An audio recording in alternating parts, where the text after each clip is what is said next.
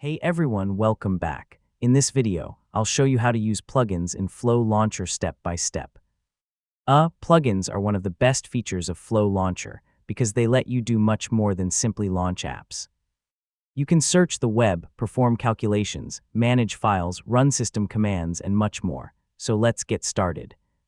First, open Flow Launcher on your Windows computer using its default keyboard shortcut or launch it from the Start menu.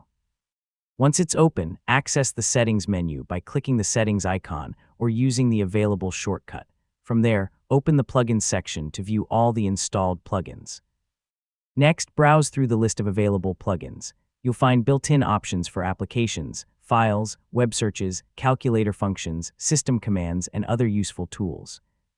You can enable or disable any plugin depending on your needs by simply toggling it on or off.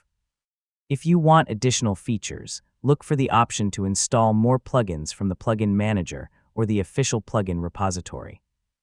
Adding new plugins can expand Flow Launcher's capabilities without requiring separate applications. After enabling a plugin, return to the Flow Launcher search box and try using it. For example, type a calculation, search for a file, or use the keyword required by a specific plugin. The results will appear instantly, allowing you to perform actions directly from the launcher.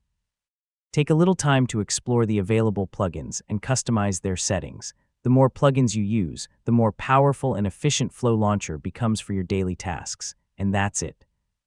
You now know how to use plugins in Flow Launcher to unlock even more features and improve your productivity. If this guide helped you, don't forget to like the video, share it with others, and subscribe for more simple tech tutorials. Thanks for watching, and I'll see you in the next one. Hey.